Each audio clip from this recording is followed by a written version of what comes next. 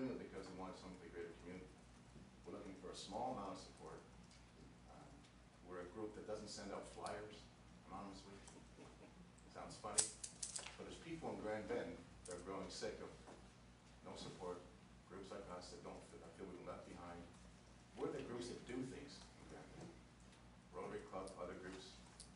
We're not guys that send out flyers anonymously. We're groups that are straight up, we raise money, we do stuff. We're asking for a small level of support. We hope that this council can bet on the kids for Greater Grand Bend, do what's right. The whole conversation about a partnership with the YMCA in conflict with other businesses, we said right away, any karate programs, any programs that compete with local businesses, we're not going to get involved. We made that very clear from the very beginning. We're still having a problem with some councillors. I think that's a big issue, a big deal.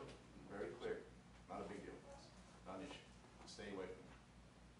We're asking for a small bet on the support of the Greater Grand Bend community. We think it's worthwhile. I hope you consider it. Okay. Thank you. I should have introduced Peter Bowman. Any questions from council? We have a report here with 3 different options. Councillor Monson. Thank you. And I'm not sure which councillor you're having difficulty with over fair business practice. I'm not one of them. I've made it very clear from day one that was never my concern. I have your mission statement, I have your vision statement and your creed. I pulled it off and I read it. I think what you do is amazing. I really do, and I think your presence here tonight is going to kickstart a discussion for us on September the 11th of where we fit in with public-private partnerships, because you have hit the nail on the head. We have been very inconsistent in this municipality in the services that we offer to different target groups and different age groups, and I think we need a discussion on that, and I think we do need to facilitate, and we do need to discuss whether it's our role or your role. Here, just a couple of questions for you, and I think, Sue, you hit on it. And I'm glad you're honest. I appreciate the honesty on that. You're a smaller group, it's dwindling, and you're getting fatigued, right? And you're looking for support. Well, I think you have to understand why we're getting to be a smaller group. Is because there's very few people that become members of a group that takes on so much. I mean, it's exhausting. We tell people what we do. So that's what I'm saying, that it's exhausting for people to think of taking a part in our group when we do so much. We do way more than what we should be doing. I just have a couple of questions. Is Optimist International, do they have a problem with you subcontracting to a charitable? No. They have no problem with that, so it doesn't impact on your mandate or your... No. Because I was wondering, do you think you're at the stage where, I think we have 2 other Optimist groups in Lambton Shores, would they be interested in helping at all? I'm just trying to think in terms of keeping you as a pure service club. Would that be helpful? Have you explored that possibility, or? Well, we came to the table a long time ago to let you know where we were on this. I mean, I think you have a counselor that's part of Fort Franks. Are you still part of Fort Franks? I mean, everyone knows we've been very vocal in our need to have somebody come up to the table and help us with the youth center. I think you guys know now we've canceled the program for the summer. We've got 25 kids out of no day camp in Grand Bend because we have no one to run it.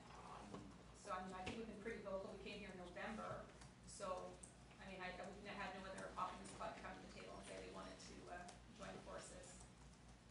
So. It's kind of like, I know the September thing may be the way it's got to go, Councillor Bonstead, but it's like, we kind of feel like we're just kicking the can further down the road. We've been here twice. Now waiting until September, and I know how politics works. September won't be September, it'll be December, January, February, March. We're trying to move on with positive things for the community, and you have to do what you have to do as far as a council, but we just feel as a club, all you're doing is kicking the can down the road.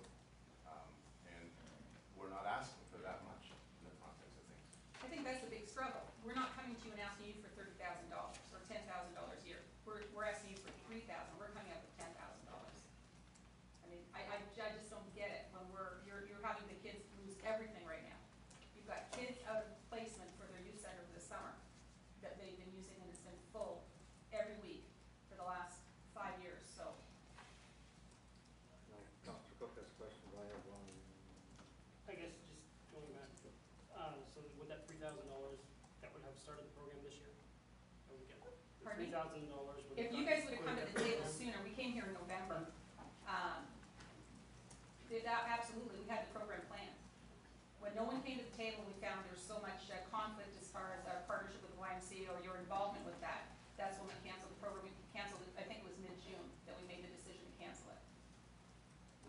really, really clear to you guys back in November that we were at the end. And we dragged it out until mid-winter program, so, Is there a chance to save it if we do something here tonight? not the summer program. I mean, we're still talking about, we're still talking about doing the odd day camp, like a specific day camp, but there's no way that for staffing and that we can't, and advertising and marketing the day, we just can't do it. Deputy Mayor Day? Yes. First of all, I too am absolutely grateful for your investments and your sacrifice and your investment in the community. It's fabulous. It's the way the community operates when people are giving up their time and their energies, and you build success for us. And I'm absolutely committed to the building waive, the fees for the building being waived, $1,500. And I guess my question relates to the fact it's $3,000, and yet, did I hear correctly that you have enough money in the bank for 3 years? Our money's in the bank. Yes, so you have $30,000 or so in the bank. No, And, we do 2 major fundraisings every year. We've done the first one already. mhm. That's raised towards the $10,000 already. We have one in November that gets us well above that. So the next 3 years, we have events that we're comfortable. Every year, we raise an excess amount of money. I wouldn't say we have 30,000. We have the money to take care of more than the $10,000 thing the first year and going into second and third. You know what we do as far as funding, 2 major events every year, and we raise well in excess of that amount of money to cover events. So we know we have the cash to do it.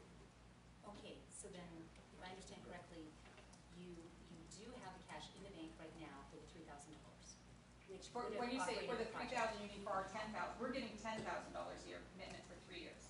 Right, but because of the problems that we have with delay as far as strategic planning and determining how we're going to work with service clubs, which is is a serious issue for us because there are 24 service clubs in the municipality, and if we gave each of them $3,000, we do obviously give money through community grants, and we'd be more than willing to give you money for, you'd be in the pool too with everyone else for this type of program too, but community grants ended it back in December, which makes this kind of a unique issue and dilemma for us. So the question is, do we provide over and above the community grants money to service clubs?